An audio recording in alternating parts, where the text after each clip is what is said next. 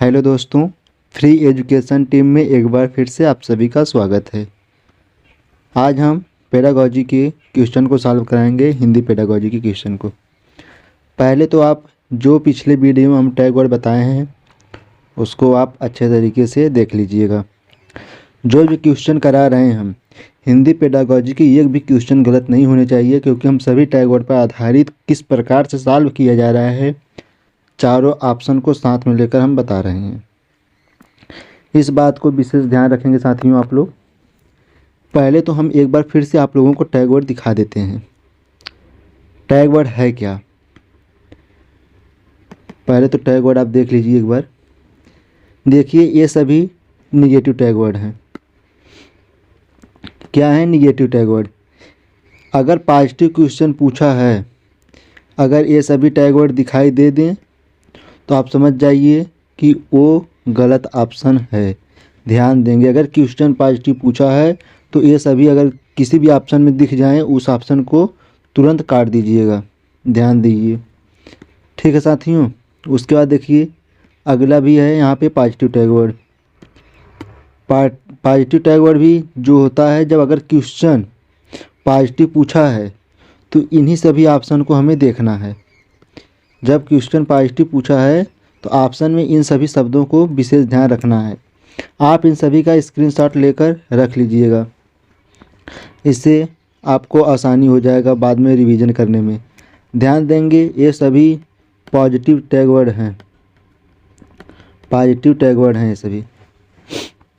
उसके बाद जो भी बात है, अब देखिए क्वेश्चन की ओर हम चलते हैं। उसके बाद देखिए किस प्रकार से सॉल्व किया जाएगा इसी टैग वर्ड के आधार पे। चलिए पहले हम क्वेश्चन को देख लेते हैं। सभी इसी टैग वर्ड के आधार पे क्वेश्चन बनते हैं और सभी को इसी प्रकार से करना है हमें। पहले देखिए क्वेश्चन क्या कहता है। व्याकरण शिक्षण की आगमन विधि की विशेषता है। आगमन विधि की बात किया है तो आगमन विधि क्या कहता है, पहले उदाहरण प्रस्तुत किया जाए। ध्यान रखिएगा, आगमन अ से बना है तो पहले उदाहरण, ध्यान देंगे, उदाहरण पहले। अगर निगमन की बात करेगा तो पहले नी रहता है। पहले देखिए यहाँ पे निगमन, निगमन में पहले नी रहता है तो इसलिए पहले नियम बताएंगे।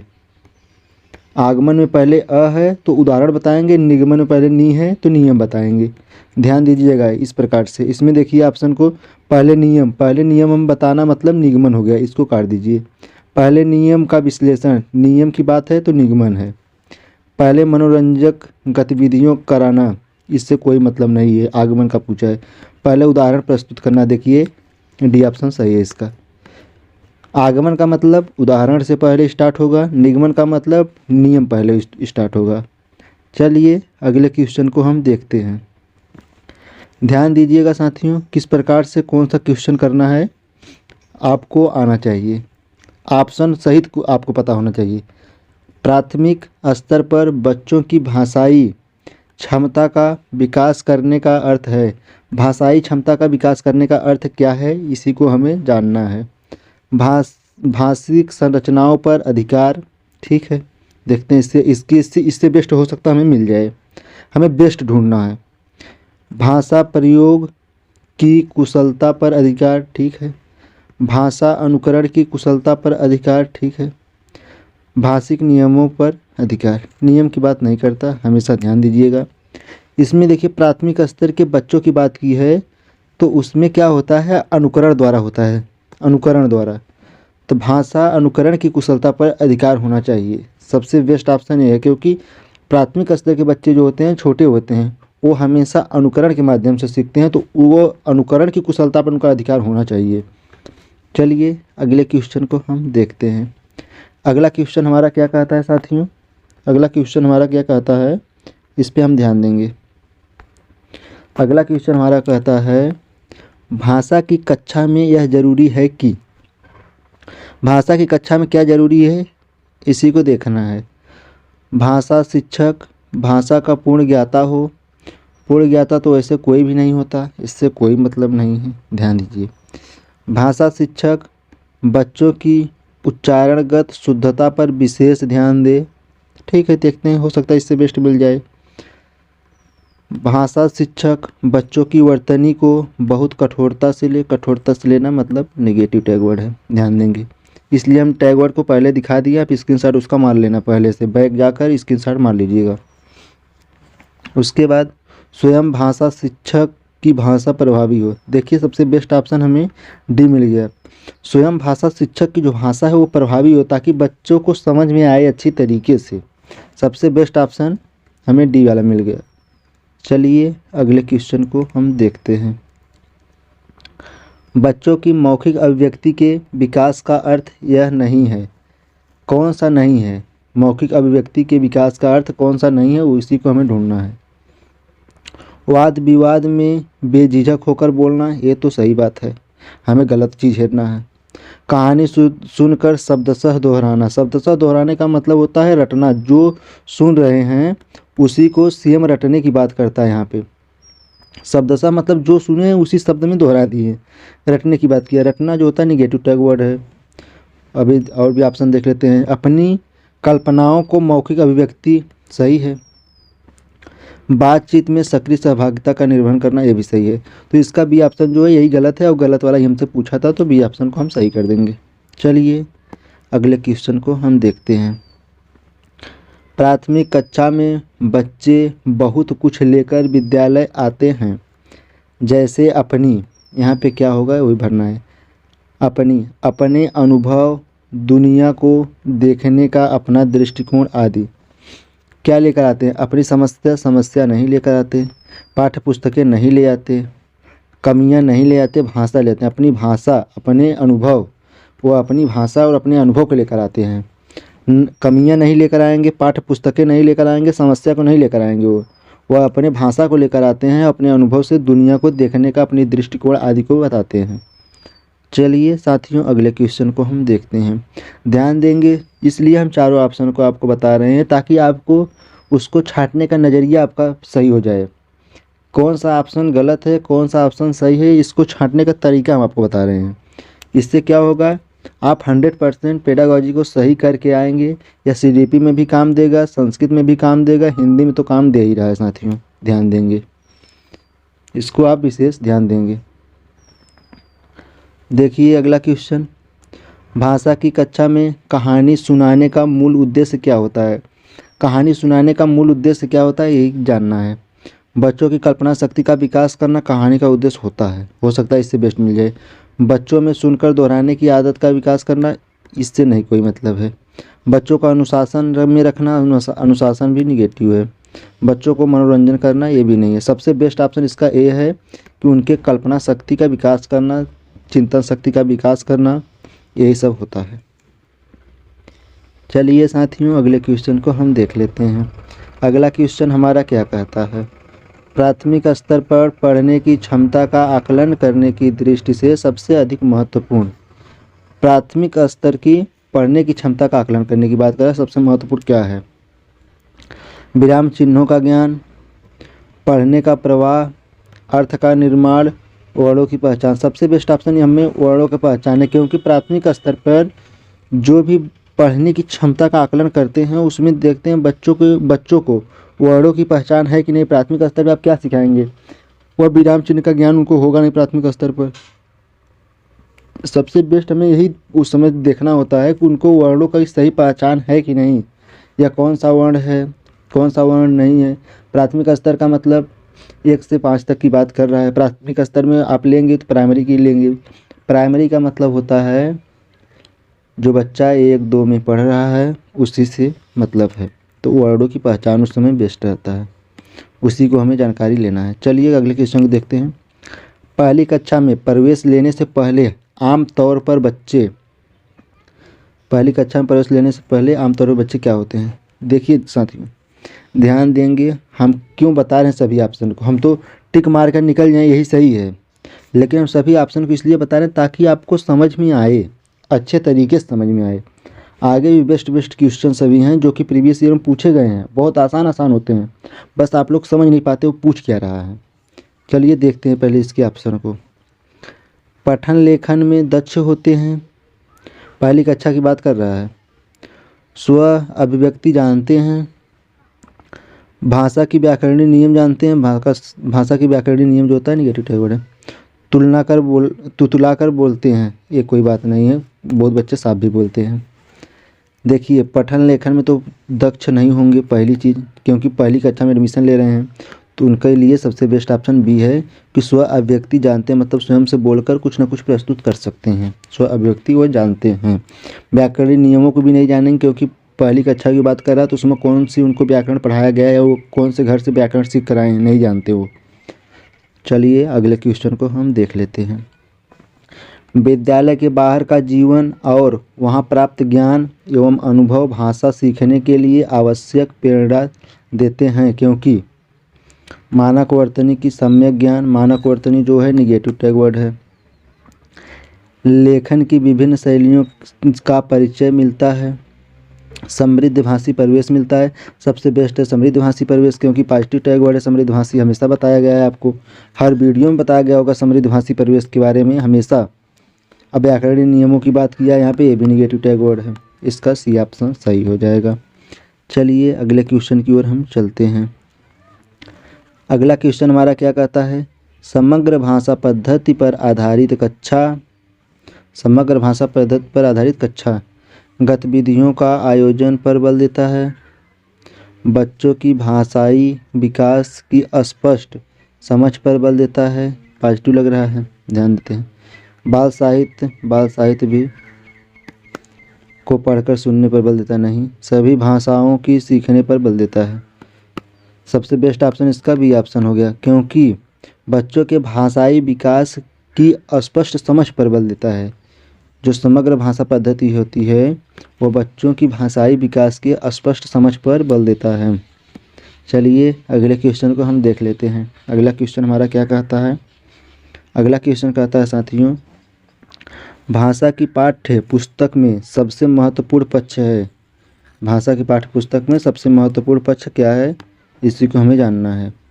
आकर्षक चित्र नहीं, पाठों का उद्देश्यपूर्ण चयन, देखिए उद्देश्यपूर्ण चयन होना चाहिए तो सही है। अभ्यास की बहुलता, अभ्यास से कोई मतलब नहीं है। कागज़ की गुणवत्ता, कागज़ से क्या करेंगे आप। सबसे बेस्ट ऑप्शन है पाठ का जो उद्देश्यपूर्ण चयन होना चाहिए, पाठ का उद्देश्यपूर्ण चयन होना चाहिए। चलिए अगले क्वेश्चन को हम देखते हैं। अगला क्वेश्चन क्या कहता है साथियों, पढ़ने की संस्कृति के विकास के क्रम में, यहाँ पे कुछ भरना है। पठन को प्रोत्साहित प्रोत्साहित किए जाने की आवश्यकता है, ध्यान देंगे साथियों। देखिए व्यक्तिगत हो सकता है, सस्वर नहीं, मौन नहीं, सामूहिक नहीं।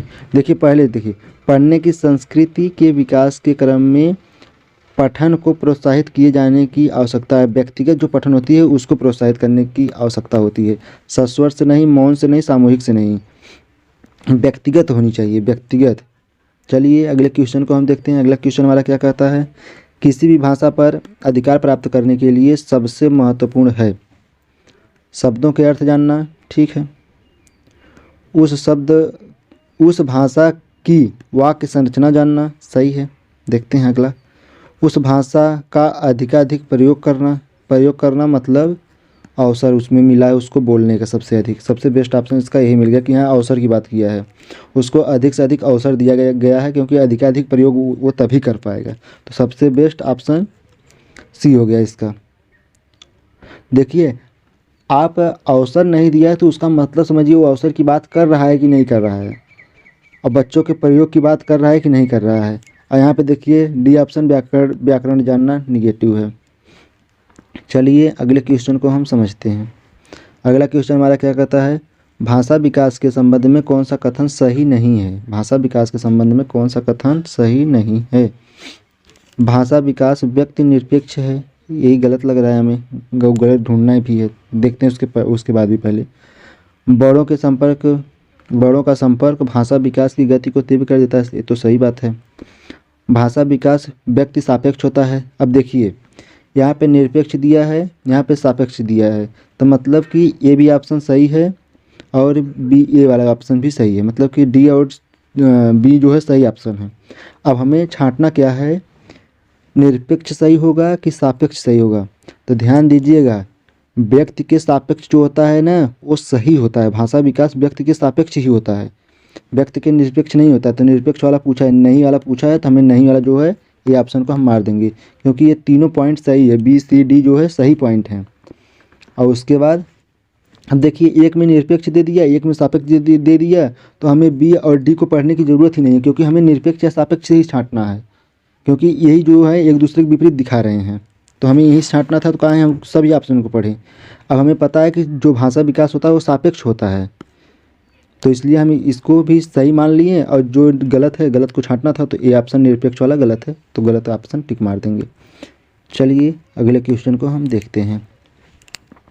भाषा अर्जन के संबंध में कौन सा कथन सत्य है? भाषा अर्जन के संबंध में कौन सा कथन सत्य है? भाषा सीखना एक उद्देश्य होता है? भाषा सीखना एक उद्देश्य नहीं होता, ये तो ऑटोमेटिक आएगा। ये इसका कौन सा उद्देश्य की बात है? भाषा अर्जन की कोई उद्देश्य की बात नहीं है। समाज सांस्कृतिक परिवेश के अनुसार अर्थ ग्रहण की प्रक्रिया स्वाभाविक होती है, सही है, बेस्ट है, सबसे बेस्ट है। भाषा अर्जन में बच्चे बहुत अधिक प्रयास करते हैं, अधिक प्रयास नहीं करते। भाषा अर्जन आसानी से आ जाती है, स्वाभाविक क्रिया है, आसानी से आएगी। भाषा अर्जन में किसी अन्य भाषा का व्याघात होता है, अन्य भाषा का व्याघात मतलब, व्याघात का मतलब होता है रोल, अन्य भाषा का रोल नहीं होता है। भाषा अर्जन में कभी भी अन्य भाषा का रोल नहीं होता है, ध्यान देंगे। व्याघात का मतलब आप दूसरा मत समझिएगा, व्याघात जहाँ पे भी दिखे उसका मतलब होता है रोल, उसका मतलब होता है रोल, ध्यान देंगे। चलिए अगले क्वेश्चन को हम देखते हैं। अगला क्वेश्चन क्या कहता है? भाषा सीखने सिखाने के संदर्भ में गृह कार्य का उद्देश्य होता है। गृह कार्य का क्या उद्देश्य होता है, इसको समझेंगे। ये क्वेश्चन कई बार पूछा गया है, बार बार ये रिपीटेड क्वेश्चन है, ये बार बार पूछा जाता है। सीखने को विस्तार देना, अभिभावक को प्रसन्न करना, अभिभावक को प्रसन्न करना कोई बात नहीं है। बच्चों को कार्य में व्यस्त करना, व्यस्त करना भी निगेटिव टैग वर्ड है। कापियाँ भरवाना ये भी निगेटिव है, सबसे बेस्ट है सीखने का विस्तार करना, ये ऑप्शन सही है। चलिए अगले क्वेश्चन को हम देखते हैं साथियों। समय को बर्बाद नहीं करना है, ध्यान दीजिएगा, फटाफट सभी क्वेश्चन को हम करवाएंगे, समय एकदम बर्बाद नहीं करना है। प्राथमिक स्तर पर बच्चों की घर की भाषा को अपनी कक्षा में स्थान देना जरूरी है, क्योंकि घर की भाषा सरल होती है, ऐसी कोई बात नहीं है। सरल होना, कठिन होना, ये सब निगेटिव टैग वर्ड है। बच्चे ने अभी पूर्णतः नहीं सीखी है, इससे भी कोई मतलब नहीं। बच्चों की भाषाएं पूंजी होती हैं। देखिए क्यों स्थान दिया जाता है, क्योंकि बच्चों की भाषाएं पूंजी वही होती है, वो पहले से सीख कर आया है। जो उनकी मातृभाषा है, जो घर की भाषा है, वो पहले से वो सीख कर आया है, तो उसको बच्चे की भाषा ही वो पूंजी होती है, इसलिए उसको स्थान देना जरूरी है। मानक स्वरूप, मानक मतलब निगेटिव बताए हैं कई बार, हर क्वेश्चन में हमें मतलब हर जितने भी हम प्रैक्टिस सेट सॉल्व कराए हैं, मानक भाषा हमेशा आता है, इसको हम हमेशा बताए हैं कि निगेटिव टैग वर्ड है। चलिए अगले क्वेश्चन को हम देखते हैं। अगला क्वेश्चन हमारा क्या कहता है? पहली और दूसरी कक्षा में भाषा शिक्षण के साथ ही कला शिक्षा को समेकित करने का उद्देश्य नहीं है, समेकित करने का उद्देश्य नहीं है, ध्यान देंगे। चित्रों के माध्यम से अभिव्यक्ति का विकास, ये तो है। बच्चों द्वारा आनंद की प्राप्ति, ये भी है। बच्चों के लेखन में परिपक्वता लाना। अब यहाँ पे देखिए कला शिक्षा की बात कर रहा है, तो लेखन में परिपक्वता कहाँ से आएगी? लेखन में परिपक्वता लाना गलत है। अब बच्चों की रचनात्मकता का विकास करना, रचनात्मकता का विकास करना सही है, क्योंकि वो बनाएगा, कुछ ना कुछ रचना करेगा उसका, तो इसलिए कला महत्वपूर्ण वहाँ पे है। तो जो गलत है वो यही है, सी, कि लेखन में परिपक्वता लाना नहीं, क्योंकि वहाँ पे लेखन नहीं, चित्रकारिता हो रही है, ध्यान देंगे। किस लिए कट रहा है ऑप्शन, इसलिए बता रहे हैं। चलिए अगले क्वेश्चन को हम देखते हैं, और चैनल को सब्सक्राइब जरूर कर लेना साथियों, ध्यान दीजिएगा। प्राथमिक स्तर पर बच्चों की पठन क्षमता का आकलन करने में किस प्रकार की सामग्री सर्वाधिक महत्वपूर्ण है? कौन सी सर्वाधिक महत्वपूर्ण है? यहाँ पे देखिए आतंकवाद पर आधारित निबंध हो सकता है, बाल साहित्य का कोई संवाद कहानी, बाल साहित्य तो बाउंडेशन में लगता है, जो बाल साहित्य आप पढ़ें वही लिख देंगे। पाठ्य पुस्तक, ये भी बाउंडेशन में जितना पढ़ें उतना लिख देंगे। औपचारिक पत्र, ये भी बाउंडेशन की बात कर रहा है, औपचारिक पत्र जो होती है। सबसे बेस्ट इसका आतंकवाद पर निबंध लिखना है, अपने मन से लिखना है, तो अपनी भाषा में लिखना है, यहाँ पे सबसे बेस्ट ऑप्शन यही है। चलिए अगले क्वेश्चन को हम देखते हैं। अगला क्वेश्चन हमारा क्या कहता है? एक प्राथमिक शिक्षक के रूप में आप सतत और व्यापक आकलन करते समय किसे सर्वोपरि मानते हैं? ध्यान देंगे। सतत और व्यापक आकलन करते समय किसे आप सर्वोपरि मानते हैं? ध्यान देंगे। कठिन शब्दों का श्रुतलेख, कठिन और बताएं सरल, ये सब निगेटिव टैग वर्ड है। लिखित प्रश्न पत्र, ये भी निगेटिव है। पाठ से देखकर सुलेख लिखना, ये बेस्ट ऑप्शन नहीं है। बच्चों द्वारा विभिन्न संदर्भों में भाषा प्रयोग की क्षमता, देखिए ये बेस्ट ऑप्शन है। भाषा प्रयोग की क्षमता की बात कर रहा है और विभिन्न संदर्भ की बात यहाँ पे किया है। सबसे बेस्ट ऑप्शन इसका डी हो जाएगा। सर्वोपरि हम इसी को मानेंगे कि बच्चों द्वारा विभिन्न संदर्भों में भाषा प्रयोग की क्षमता। चलिए अगले क्वेश्चन को हम देखते हैं। भाषा सीखने में होने वाली त्रुटियों के संदर्भ में कौन सा कथन सत्य नहीं है? त्रुटियों के संदर्भ में कौन सा कथन सत्य नहीं है? त्रुटियां सीखने सिखाने की प्रक्रिया का अभिन्न अंग है, ये तो सही बात है। जो गलत है हमें उसको ढूंढना है। सीखने सिखाने की प्रक्रिया का अभिन्न अंग है त्रुटियां जो होती हैं। त्रुटियां अस्थायी होती हैं, सही है। अस्थायी ही होती हैं क्योंकि जो गलती हो गई है ऐसा नहीं है कि वो हमेशा अस्थायी बनी रहेगी, वो अस्थायी होती है, बाद में सुधारा जा सकता है उसको। तो त्रुटियां अस्थायी होती है, सही है। भाषा सीखने में होने वाली त्रुटियां अस्थायी होती हैं। अब बताइए, वहाँ पे बता दिए कि अस्थायी होती है तो यहाँ पे कैसे वो अस्थायी हो जाएगी? इसलिए यही ऑप्शन को सही मार देंगे क्योंकि गलत वाला पूछा है, तो सी ऑप्शन गलत है। चलिए अगले क्वेश्चन को हम देखते हैं। देखिए बता रहे हैं ना, अपने सेंस को लगाइए। हमें ऑप्शन डी पढ़ने की जरूरत नहीं पड़ी। यहाँ पे अस्थायी दिया है, यहाँ पे अस्थायी दिया है। आप ध्यान दीजिए, पहले अस्थायी दे दिया था, फिर अस्थायी दे दिया है। अब हमें इसी में छांट लेना है कि अस्थायी अगर होता है तो अस्थायी कैसे होगा वो, अगर अस्थायी होता है तो अस्थायी कैसे होगा वो, यहीं पर छांट लेना है आपको। ध्यान दीजिएगा, इसलिए हम बता रहे हैं ना, बहुत कम समय में आप करेंगे सॉल्व, बस तरीका आपको पता होना चाहिए। चलिए अगले क्वेश्चन को हम देख लेते हैं। अगला क्वेश्चन हमारा क्या कहता है? भाषा सीखने में मातृभाषा का व्याघात, व्याघात मतलब रोल होता है। भाषा सीखने में मातृभाषा का रोल होता है। आंशिक रूप से होता है, हाँ। पूर्ण रूप से नहीं होता। पूर्ण रूप से रोल नहीं होता है मातृभाषा में। जो भाषा सीखेंगे तो पूर्ण रूप से रोल नहीं होगा, नहीं होता है, ये गलत है। होता है लेकिन वही बताए ना, आंशिक रूप से होता है, तो ये ऑप्शन इसका बेस्ट है, आंशिक रूप से होता है। चलिए अगले क्वेश्चन को हम देख लेते हैं। भाषा शिक्षण में बालक के मौखिक कौशल के विकास के लिए सबसे कम महत्वपूर्ण है। सबसे कम महत्वपूर्ण क्या है ये देखना है। किसी विषय पर चर्चा करना, ये तो सही बात है। बच्चों की बात को धैर्य से सुनना, ये भी सही बात है। बच्चों प्रश्नों के उत्तर पूछना, ये तो कम महत्वपूर्ण है। और भी देख लेते हैं। अपनी बात कहने का पूरा मौका देना, ये भी बेस्ट है। धैर्य से सुनना भी बेस्ट है, चर्चा करना भी बेस्ट है। तो कम महत्वपूर्ण यही है, कम महत्वपूर्ण यही है, मतलब यही, इसी को सही करना है। सी ऑप्शन जो है सही कर देंगे। चलिए देखते हैं अगले क्वेश्चन को। अगला क्वेश्चन हमारा क्या कहता है? पठन पाठन के अंत में ऐसे अभ्यास एवं गतिविधियां हो जो सरल भाषा वाले हों। सरल भाषा, कठिन भाषा हम बताएं अभी पहले भी, निगेटिव टैग वर्ड है। बच्चों को स्वयं कुछ करने और सीखने के अवसर प्रदान करना, ये पॉजिटिव है। केवल पाठ से ही संबंधित हो, निगेटिव है। पाठ पर बिल्कुल आधारित न हो, ये भी निगेटिव है। सबसे बेस्ट ऑप्शन इसका बी हो जाएगा साथियों। देखिए कितने आसानी से क्वेश्चन हो रहा है।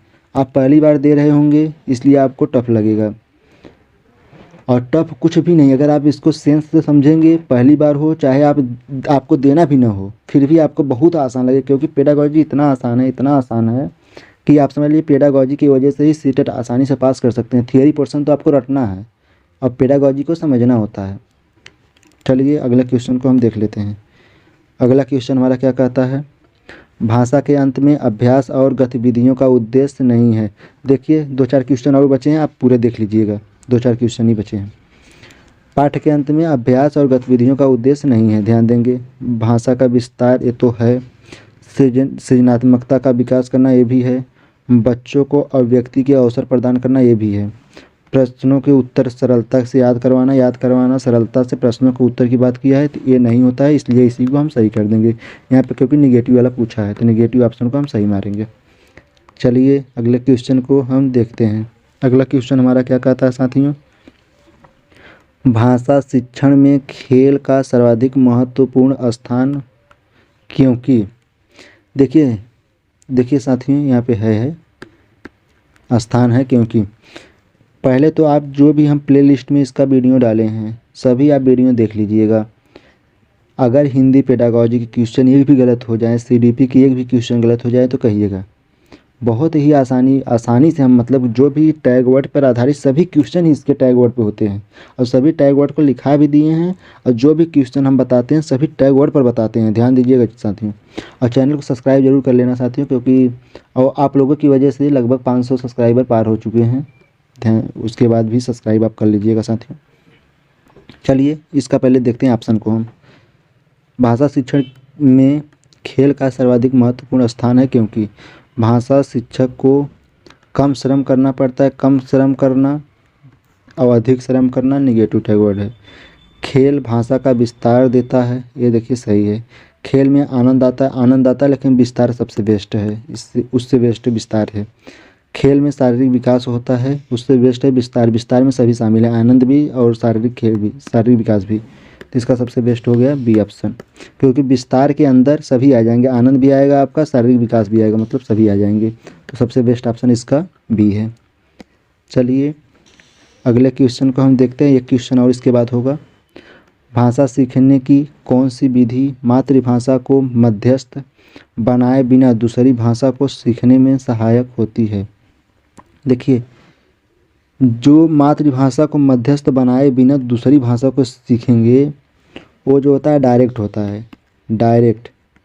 और जो इनडायरेक्ट होता है, अप्रत्यक्ष होता है, वो मातृभाषा को मध्यस्थ बनाकर होता है। डायरेक्ट का जो होता है वो नहीं बनाता है। तो डायरेक्ट का मतलब सीधा प्रत्यक्ष, प्रत्यक्ष का मतलब यहाँ पे देखिए डी ऑप्शन। अगर मातृभाषा को मध्यस्थ बनाता तो अप्रत्यक्ष हो जाता, और यहाँ पे डायरेक्ट बता रहे, मध्यस्थ नहीं बना रहा तो डायरेक्ट की बात कर रहा है, तो ये प्रत्यक्ष हो जाएगा। चलिए साथियों, ये हमारा लास्ट क्वेश्चन था। इसी के साथ हम वीडियो को समाप्त करेंगे। चैनल पे आप पहली बार आए हैं तो सब्सक्राइब जरूर कर लेना साथियों, और आपके लिए ऐसे ही हम वीडियो लाते रहेंगे। और एग्ज़ाम बहुत कम समय बचा है आपका, और सीटी जो देख रहा है इस समय नेट पे, आप अपने सेंटर की सीटी को देख सकते हैं। चलिए साथियों, जय हिंद, नमस्कार।